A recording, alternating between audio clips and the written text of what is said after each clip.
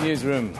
Good morning, I'm Eben Jansen. The show is live and broadcast from Johannesburg in South Africa. We're also streaming live on YouTube as we speak, with our entire show available on our YouTube channel all of the time. Well, today we look at a couple of high-profile court cases that are on in South Africa at the moment. Then we turn our attention to Nigeria, with outrage continuing its momentum around the world after the kidnapping of scores of young women in that country. But first, let's take a look at the news headlines.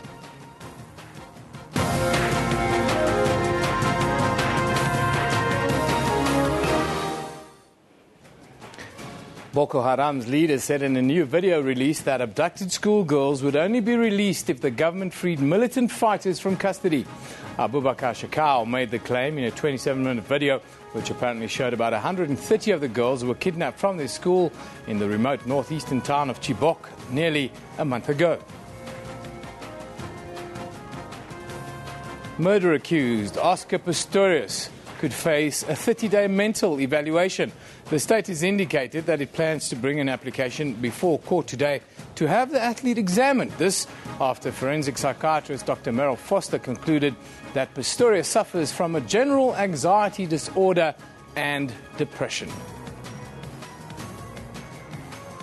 The mining strike has claimed the lives of 3 mine workers affiliated to labour union NUM while on their way to work. Lonman has condemned the killing of workers who are not taking part in the strike by members of rival unions.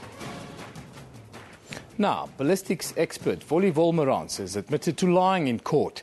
The former policeman initially told the North Gauteng High Court last week that he had attended 2 sound tests. However, yesterday he spoke of another sound test that took place at Oscar Pistorius' house. Wolmerans explained that though they were conducting tests, he wasn't in charge of them. He says he was asked to shout while someone else took the recordings. He also admitted meeting with Roger Dixon to discuss the Oscar Pistorius murder trial. Well, for more detail, let's cross to Griselda Lewis, who's standing by outside the North Gauteng High Court. Good morning, Griselda. Very good morning to you, Eben. I put it to you, my lady, that this witness was lying, Mr. Wolmerans. How will that sort of play out before we get to today's proceedings?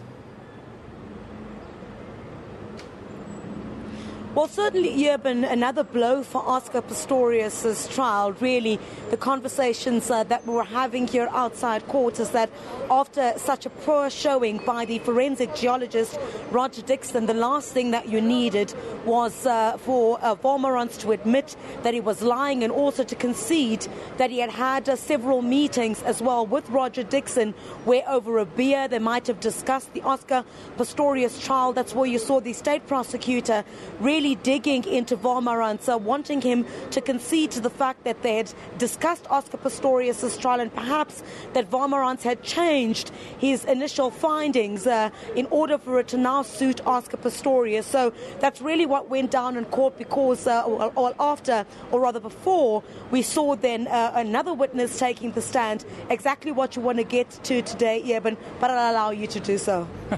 Fantastic. And tell us quickly, Griselda, we talk about the psychiatric evaluation. Is this going to happen, and how will this play out with with how we saw the case sort of ending this week and so forth? Well, yeah, been quite an astonishing about turn in the Oscar Pistorius murder trial, and that now after the testimony of Dr. Merrill Foster, she gave really details about Oscar Pistorius' behavior since he was a child. She explained a fractured childhood, saying that Oscar Pistorius suffered an anxiety disorder from a very young age when he had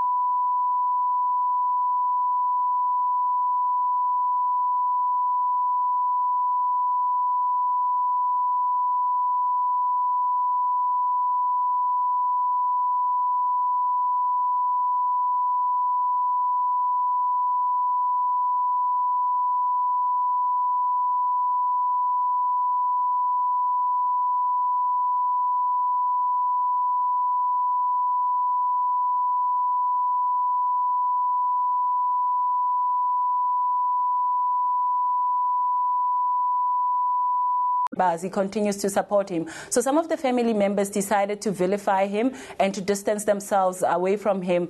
And some of them decided to give him unconditional support until today.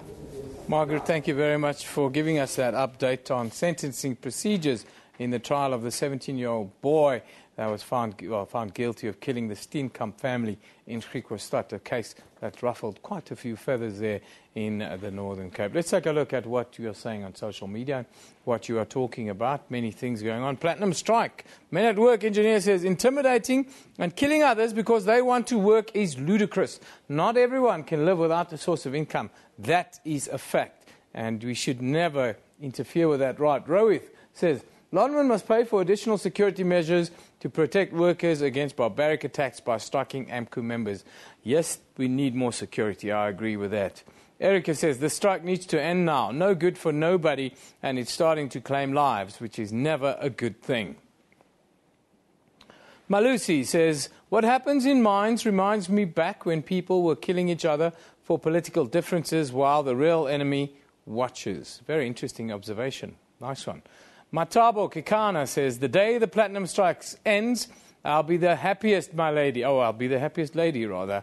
AMCU, 12,500 Rand. Of course, that's the overriding demand that's been, well, splitting the platinum sector apart. Before we go to a break, let's have a look at what's making headlines on the front pages of the major or some of the major newspapers around the world. Of course, the abducted Nigerian schoolgirls are dominating international headlines, and there the New York Times, the London Evening Standard and the local Nigerian paper, the Daily Champion, are all reflecting the latest on the story. Then in Australia, an interesting opposite. Businesses will be paid a $10,000 incentive to employ older workers in what will be pitched in Australia's budget as part of an unprecedented investment in human infrastructure. You tell that to our politicians here about the youth wage subsidy, it's almost the exact opposite. So a nice, positive, well, good news story there. Older people are being subsidised to work in Australia. Isn't that nice? All these international morning headlines are available on our Newsroom Facebook page. So if you're interested in those particular stories, go to our page. Or if you just want to tweet us at SABC Newsroom. That's where we live. We're going to take a short commercial break. When we come back, we change our focus to Nigeria and the abduction of hundreds of young women in that country.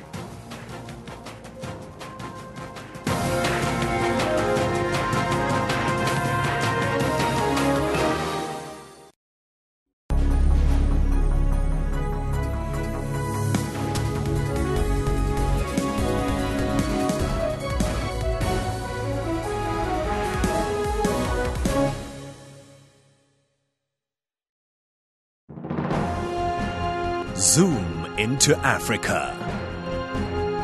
This is Burkina Faso. The president is Mr. Blaise Compaoré. Burkina Faso got independent from France on 5th August 1960. The population is more than 17 million people. One of Burkina Faso's major languages spoken is French. Monetary unit is CFA.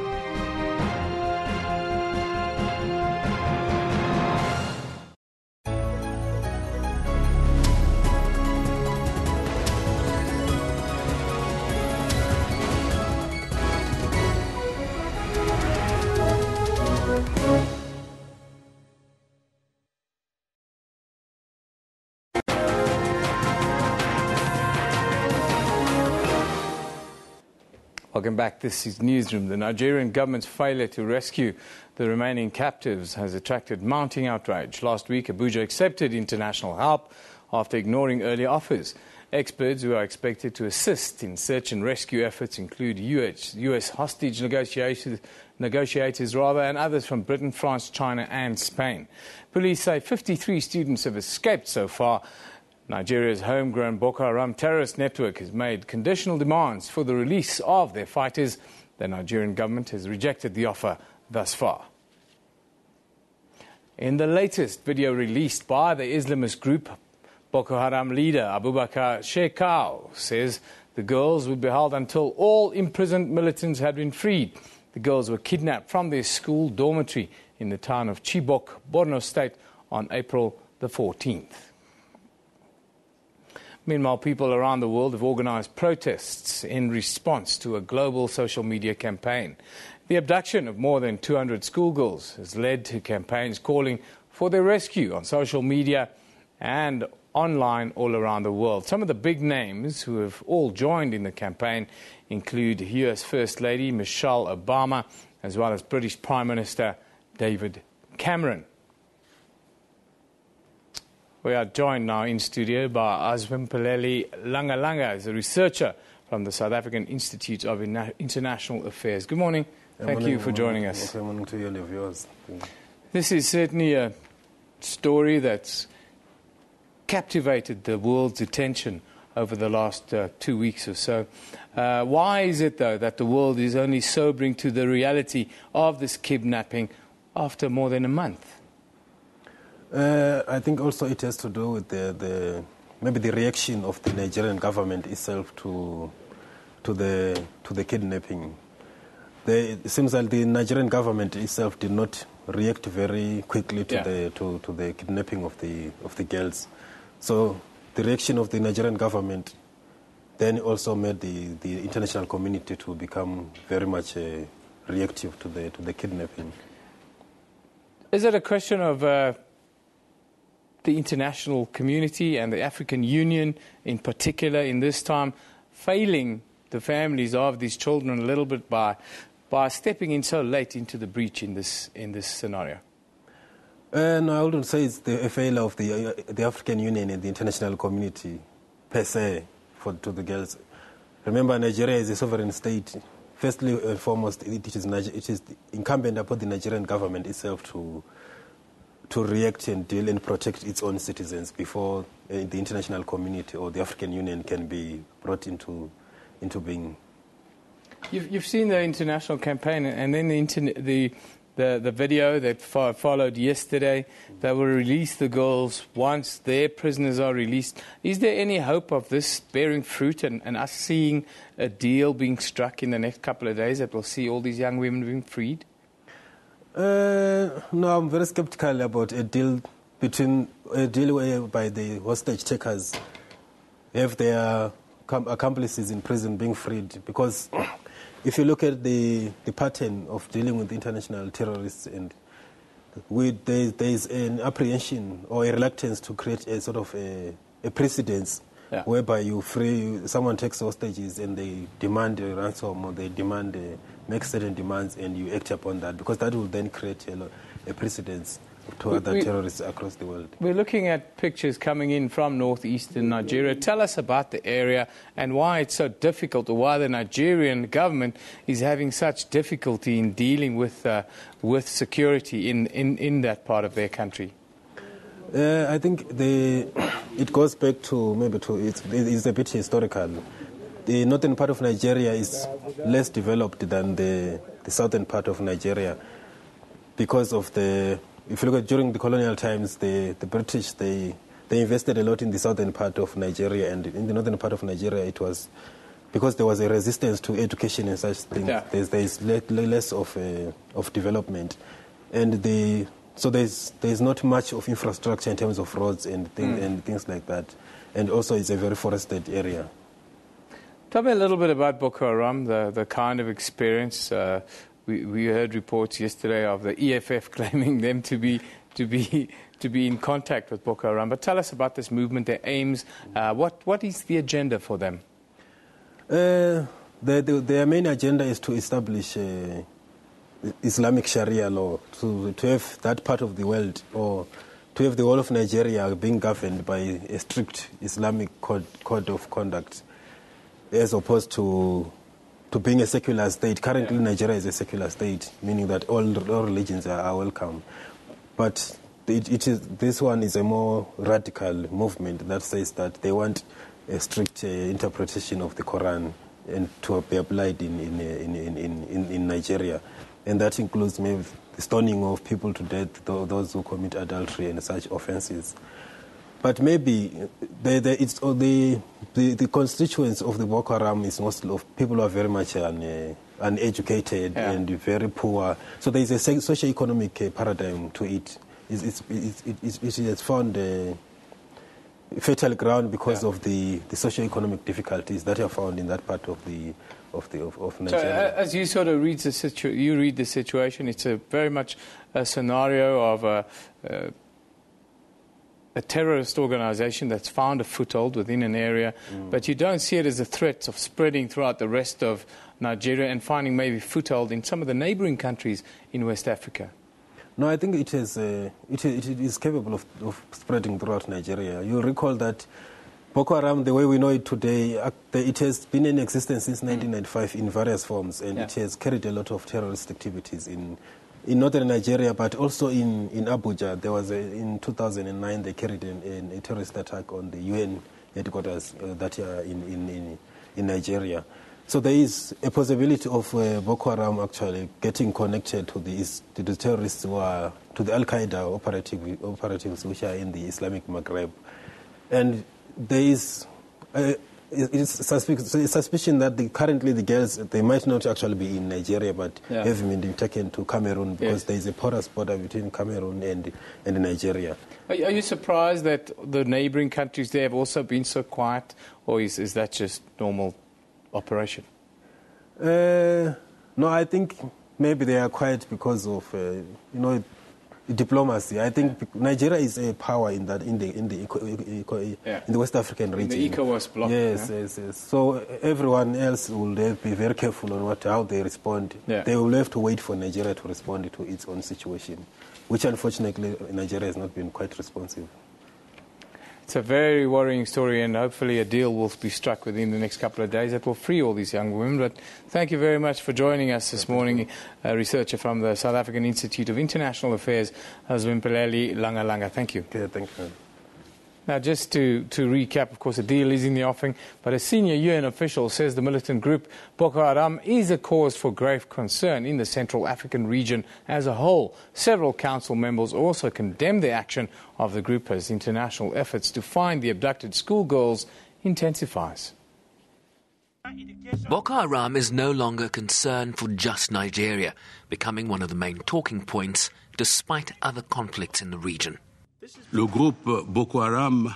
The Boko Haram group based in Nigeria is another cause of grave concern for Central Africa. The Islamist group continues to exploit the porosity of borders between the northeast of Nigeria and neighbouring states, and the recent intensification of its violent activities have grave security and humanitarian consequences for Cameroon and Chad. Council members have roundly condemned the group's actions, with particularly strident remarks from those who've sent teams to help in the hunt for the girls. Boko Haram has no agenda other than cowardice, sadism, ignorance, and death. As such, it has made itself the adversary of people everywhere. My government has pledged its support to the Nigerian government in helping to return these girls to their homes, with calls for better regional cooperation from governments in the region. What was once a Nigerian concern has fast become a regional one, with Boko Haram accused of employing tactics first seen in groups like Joseph Kony's Lord's Resistance Army. Some council members even suggested the group could already be operating in southern Niger, part of northern Cameroon and Lake Chad. Shervin Bryce-Pease, SABC News, New York. Very worrying indeed, but let's take a look at your voice and your views on social media. Of course, we love your pictures. We love to interact with you at SABC Newsroom on Twitter, and that's also at SABC Newsroom, that's on our Facebook page. Please remember to send your messages to at SABC Newsroom. That's our Facebook page that you've just said. Let's just go back there and have a look at it. Of course, more on the high-profile cases that are ongoing in South Africa at the moment, one of them being that of Czech businessman Radovan Krecha, and 5 others. That continues today. It's sitting in the High Court in Johannesburg, in Palm Ridge. Then there's also a story on Police Minister Nathi Mthethwa, who's condemned the killings of 3 miners on the Platinum Belt near Rustenburg in the northwest. That is a story that's developing, and if you want an update on it, we'll continue to give it to you on all of our platform throughout the rest of the day as the Platinum Belt sits back and waits. Then we look back now, today in history. The first attempted assassination of Pope John Paul II took place on Wednesday, the 13th of May 1981 in St. Peter's Square at Vatican City. Well, let's take a look at some rare footage taken by a South African tourist on that day. Peter Askew, a South African tourist, had spent the day filming the sights of Rome. He arrived in St. Peter's Square in the afternoon for John Paul's weekly audience. The Pope arrived to welcome the crowd of 10,000. After getting some preliminary shots, Askew moved into position for a closer view. The jeep carrying John Paul drew to within 18 inches of Askew, and the Pope extended his hand to the cameraman. Askew stopped filming to receive the blessing, and a moment later, the shots rang out. He immediately resumed filming to capture these extraordinary pictures. Although brief, the film confirms eyewitness reports that John Paul remained amazingly calm after being wounded. Pope John Paul has said he forgives Mahat al-Aqsa, the man accused of shooting him. The young Turk remains something of a mystery. Described as a right-wing extremist by Turkish authorities, he's told Italian police he is a pro-Palestine communist comrade. There is also evidence he is linked with Muslim fanatics.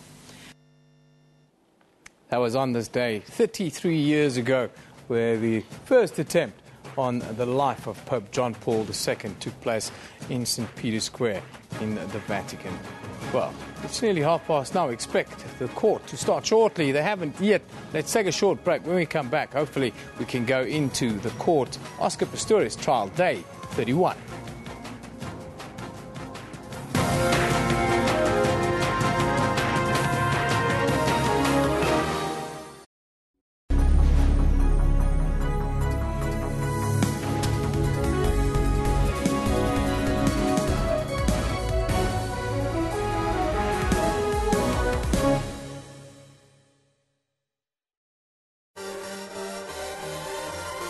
The Swaziland Tourism Authority invited Kaleidoscope on a media tour of what has become known as the Little Switzerland of Africa, the Kingdom of Swaziland. The Mantanga Waterfall is one of Swaziland's best known and most accessible waterfalls, as it can be seen within 50 meters. That's Kaleidoscope, Sundays 5:30 p.m. on SABC News.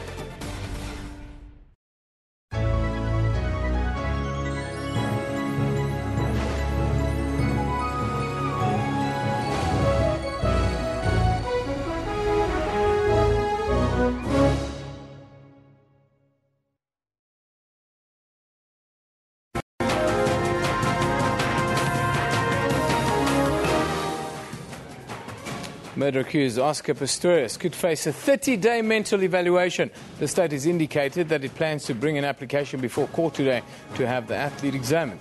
This after forensic psychiatrist Dr. Merrill Foster concluded that Pistorius suffers from a general anxiety disorder and depression. The mining strike has claimed the lives of 3 mine workers affiliated to labour union, the NUM, while on their way to work. Lonman has condemned the killing of workers who are not taking part in the strike by members of rival unions. And Boko Haram's leader said in a new video release that abducted schoolgirls would only be released if the government freed militant fighters from custody. Abubakar Shakau made the claim in a 27-minute video, which apparently showed about 130 of the girls who were kidnapped from this school in the remote northeastern town of Chibok nearly a month ago. Well, we're still waiting for the court to get underway, day 31 in the Oscar Pistorius trial, but let's try and kill a little bit of time for the record and have a look at what you are talking about on social media. Of course, it's very much, it's been going on for 2 months now, the Oscar trial, and the comments have not stopped. The Oscar trial is definitely taking a new turn. Can't wait for it to resume later, says Jean Leica. I would like to know what the new turn is, because it's been a little bit downhill the last couple of sessions for Oscar. Ben Berger says, Oscar Pistorius, why is the 80,000 Rand a day defense team so poorly prepared? If I was paying the money, that's what I'd be asking as well. Sakati says, copy and paste. Oscar unfit to stand the trial like Devani. Yeah, there are some parallels. The depression scenario is starting to play itself out. Andrew Pike says the question on everyone's lips today: will Oscar Pistorius and Srindavani be roomies at Valkenburg Hospital? That is a question that I think we'll see a lot on social media as all of our users out there make the parallel between Srindavani, the depression, the post-traumatic stress disorder, all those sorts of scenarios, I'm sure, will play itself out in court and then on social media as well. James Agar says it is unlikely that the judge will grant the prosecution its request for Oscar Pistorius to undergo a 30-day mental observation. Well, let's let the lady, the court's my lady, she will make a call on that today, and we expect it to happen shortly when, we expect it to happen any minute now when the court really goes back in session.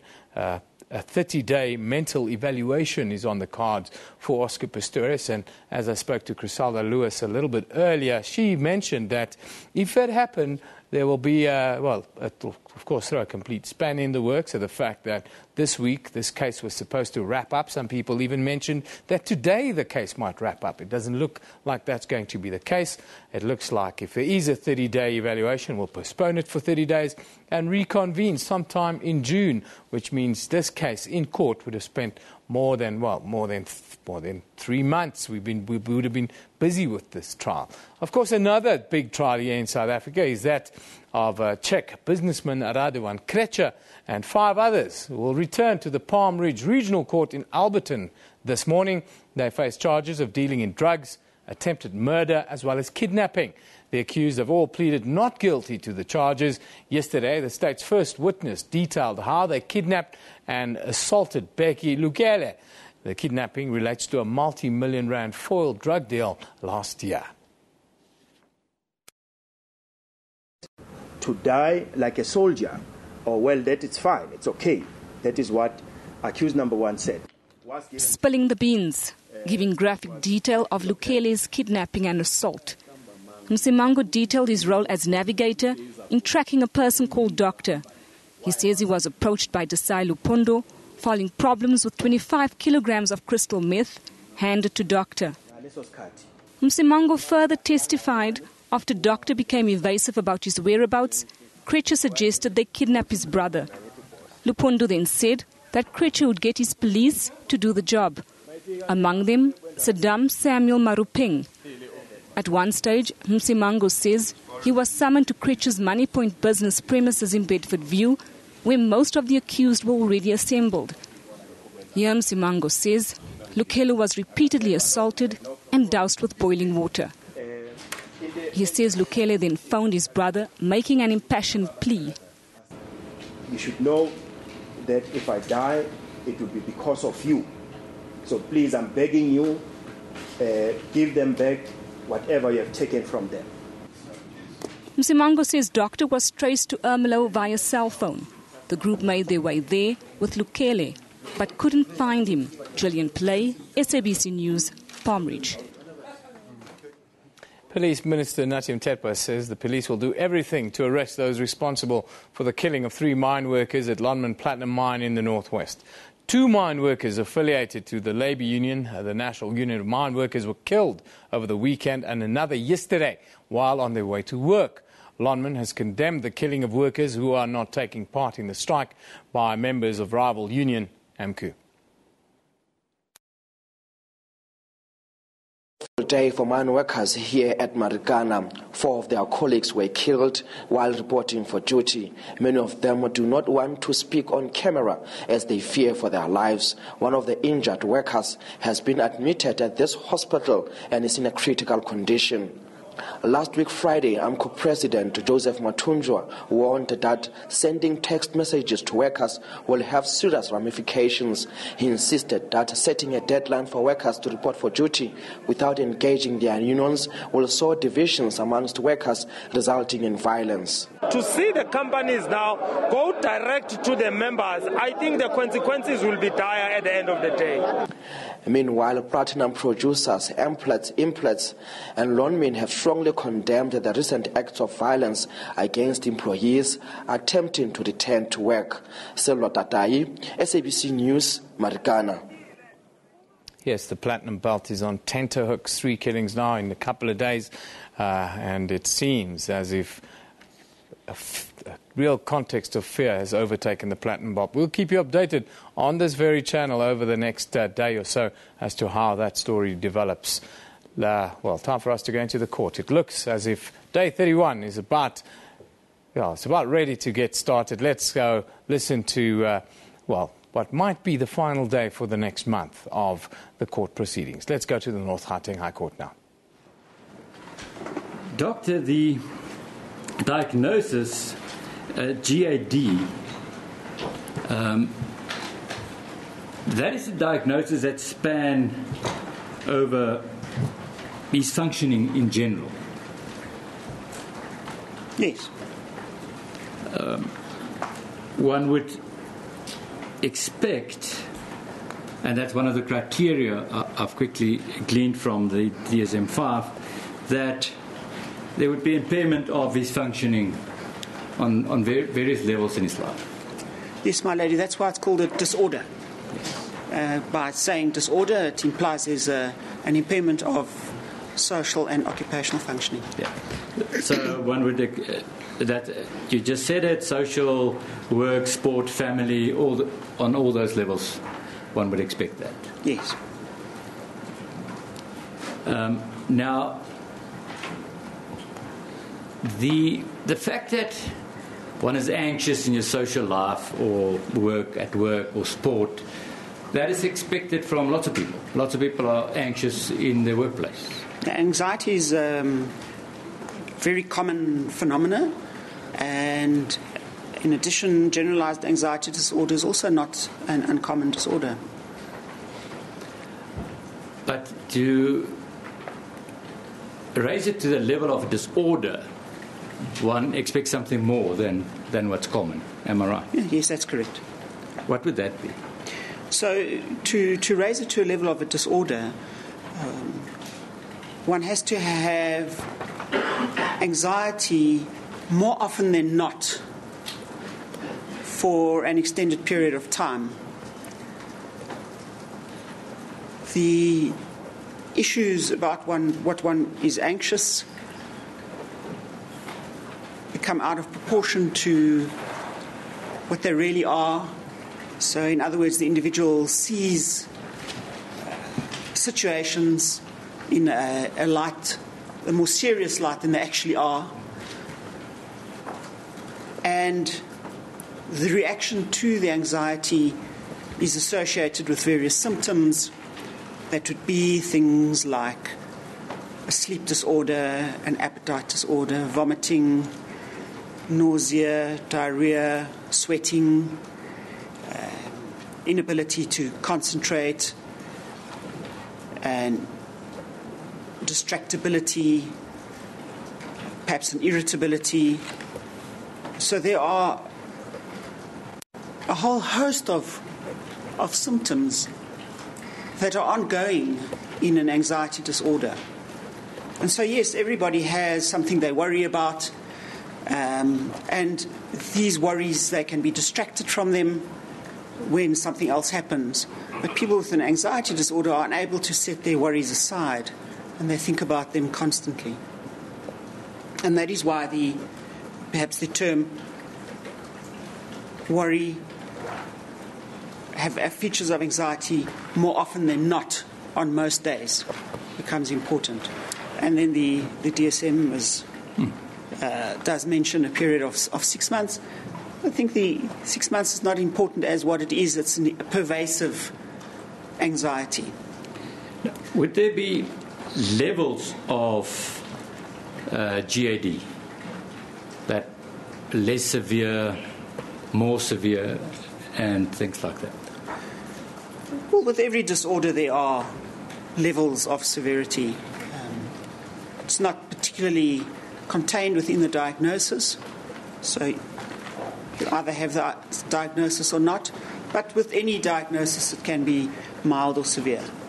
Now, the GAD, if it's severe enough and it impacts the person in a very severe manner that could be seen as a mental illness.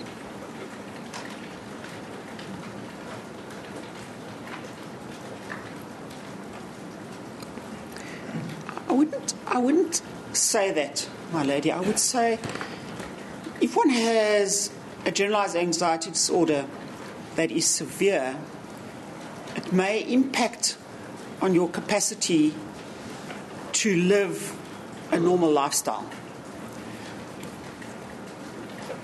By definition, generalized anxiety disorder is a psychiatric diagnosis, so one can say it is a mental illness. But one has to look at the impact of that diagnosis on the individual's capacity to live and socialize. So a person with a very severe generalized anxiety disorder might become incapacitated to leave their house and get to work on time because they have to have so much preparation to get on with their day. And they may have to start getting up earlier and earlier and earlier in order to get all their preparations done in order to be ready enough to go to work. They might start skipping days of work because they feel they're just unable to cope. So I hope that explains the condition better, my lady.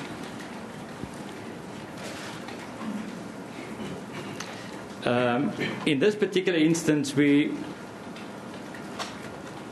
no evidence that the accused was incapacitated to that extent.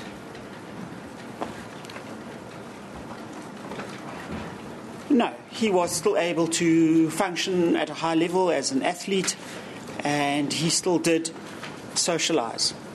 He had distress because of his anxiety disorder, but he was at that stage still able to continue with his life.